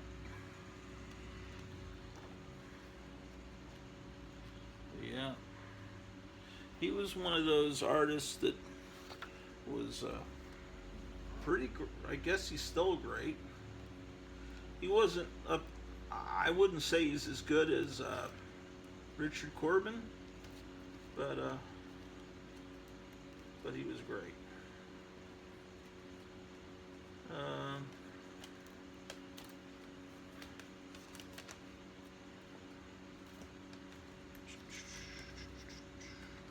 Lots of copies of Mr. Monster. That's a great comic. What else is in here? Myron Moose. That's good. What else? These Popeye reprints from Craig Yo. I got a million things here. This Radioactive Man has a glow-in-the-dark cover.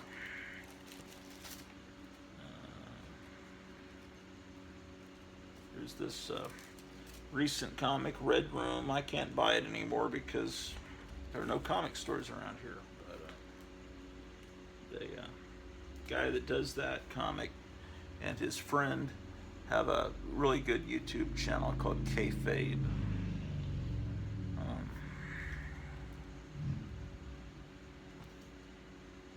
What? Oh. Now here's Dawn. Another titty comic. I had it misfiled. That should be with the D's. Dawn.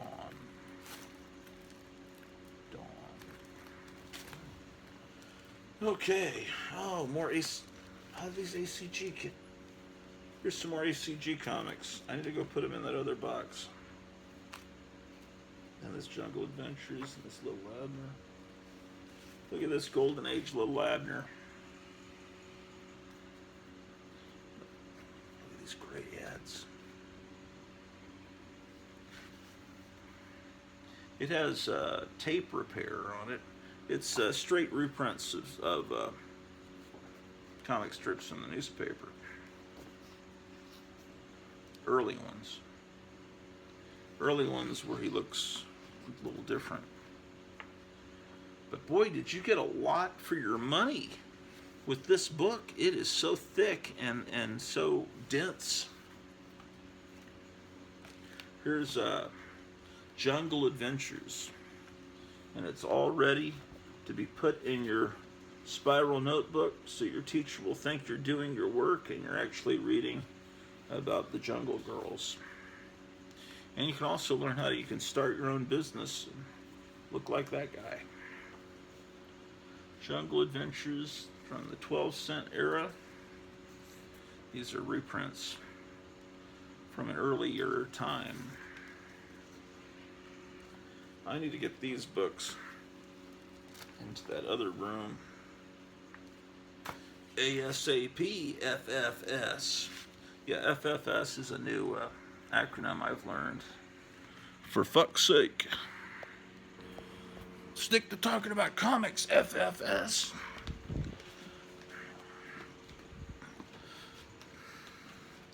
I will talk about what I want, but you cannot stop me.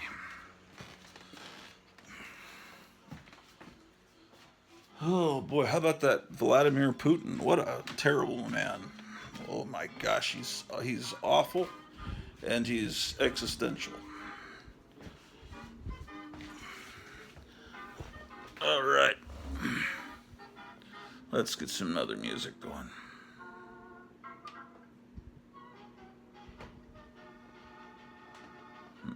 This is roller rink music from the 1950s. Yeah, they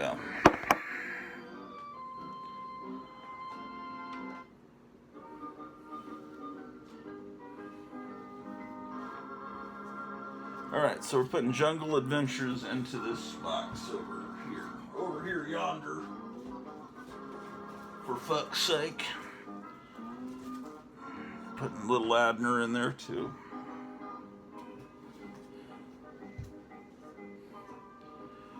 Someday I'll get all this bagged and boarded, but it may not be in my lifetime or your lifetime or the world's lifetime. Because, you know, that bad man, Vladimir Putin, that's bringing up your gas prices, he might just destroy the whole United States. That would be terrible. Awful, awful, awful. Oh my gosh. Okay. This is Unknown Worlds number something. Ooh, this one's got bad damage at the bottom. Yeesh.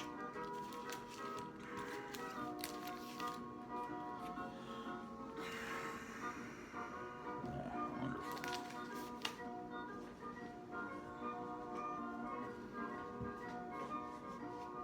Yeah. I'll go ahead and show you the Herbies. On here. Yeah, Herbie was a fantastic comic. It says Centerfold Detached.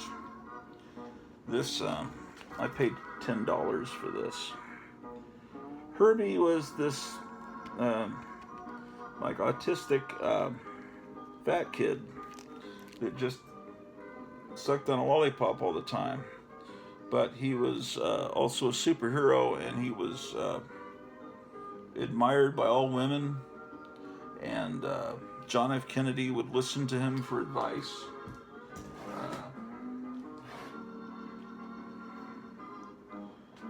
He says, "Help! Well, what are you going to do to us, Herbie? You want I should bop you with this here lollipop?" Yeah, so Herbie.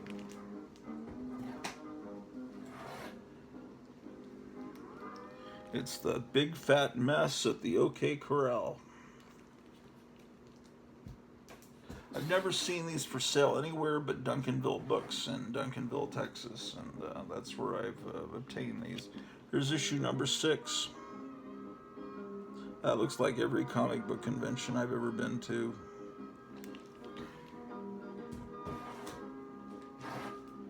Here's a Beanie and Cecil parody.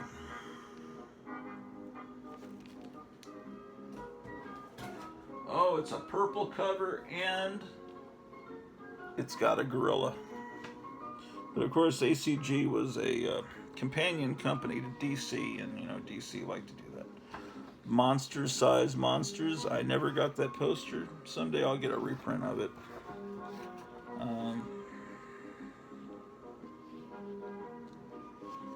Yeah, and that stuff actually happens inside the comic.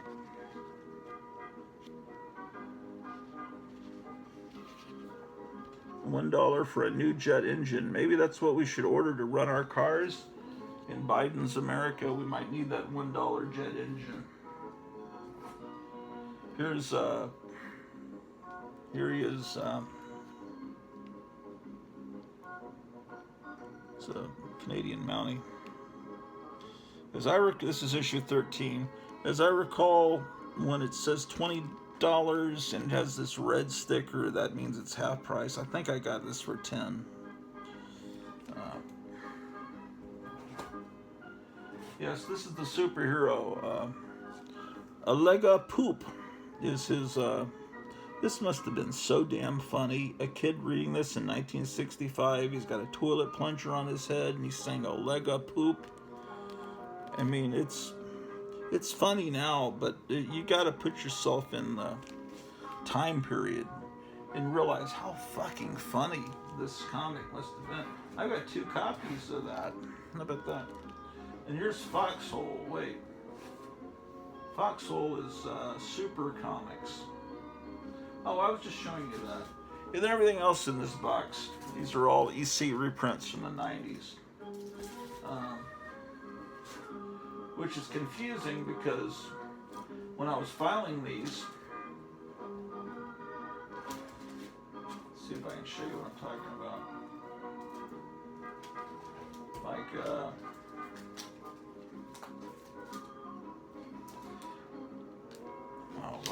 this is Tales from the Crypt number 6 with Ray Bradbury, a Ray Bradbury story.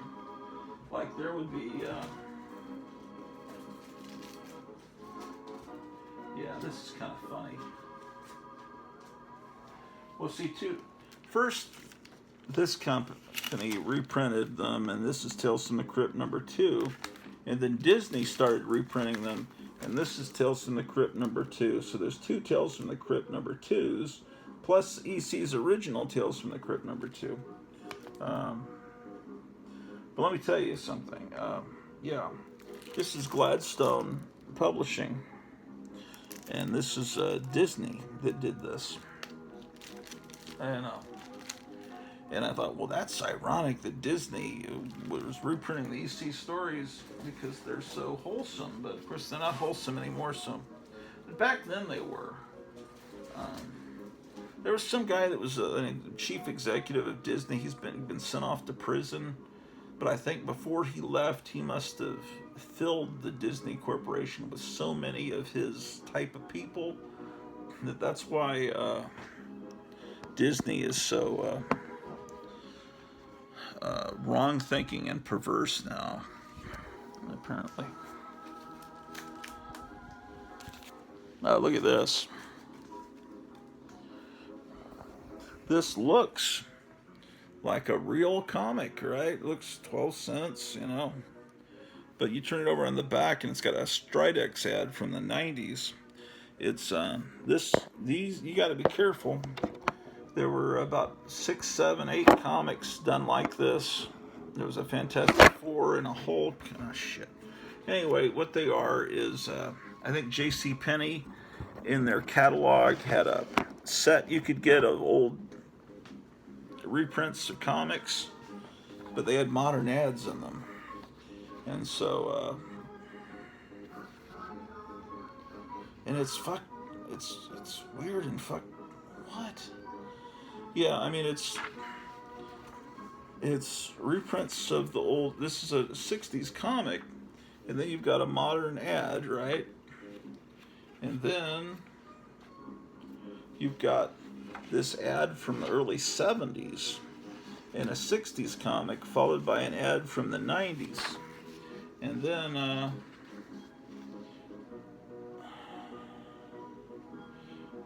what are they trying to do?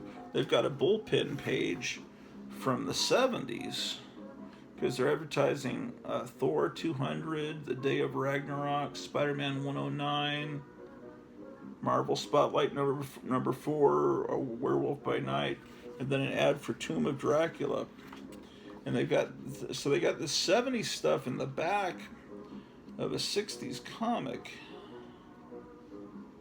Anyway, this looks spectacular though on a spinner rack, if you have an old spinner rack, because you don't want to put vintage real comics in the 60s in a spinner rack for a long period of time, because eventually they'll start to sag down unless you've got a real nice backing board and bag on it. But then it doesn't really look like a real spinner rack because the real spinner rack comics aren't bagged and boarded on them. So anyway, I don't know what kind of value this reprint comic has. It just looks cool and it's good fun to read. It's a hodgepodge of 3 different eras.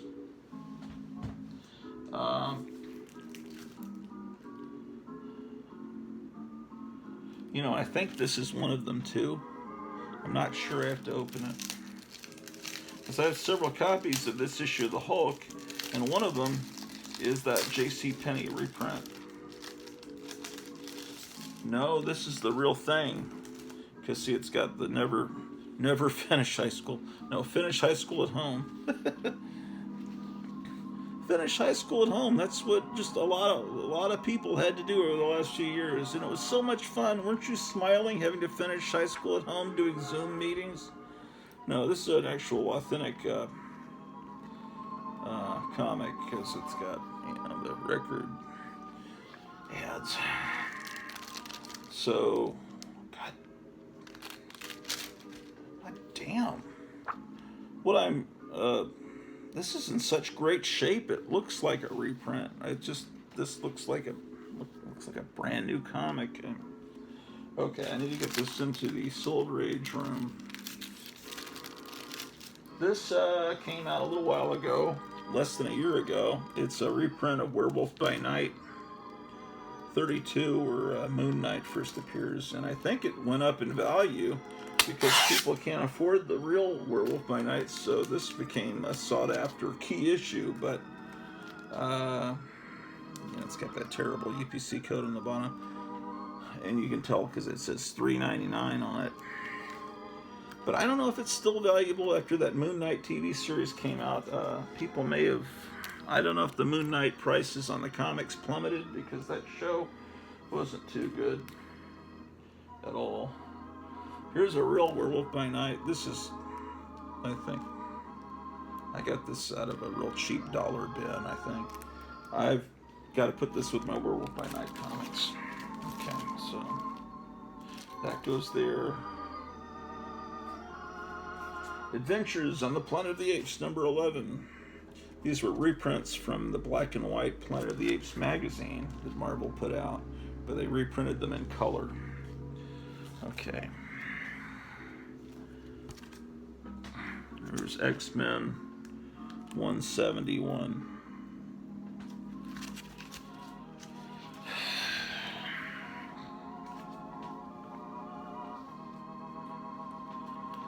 Avengers 237. This show will be ending at any point because the memory on this phone will not, I don't think it will record a show much longer than 2 hours until I dump a lot of the photographs I have saved on this phone. So usually, I think right about the 2 hour, 8 minute mark, it'll just stop. Here's a reprint of House of Secrets with the first Swamp Thing. Swamp Thing 69.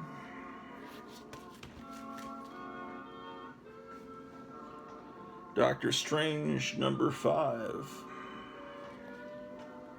I like to look inside these old comics. The Scary Life-Size Monster Ghost. See this thing they advertised there? God damn it. That you can put in your pocket. I think it's actually this. See, if I had a little pocket, I could have it coming out.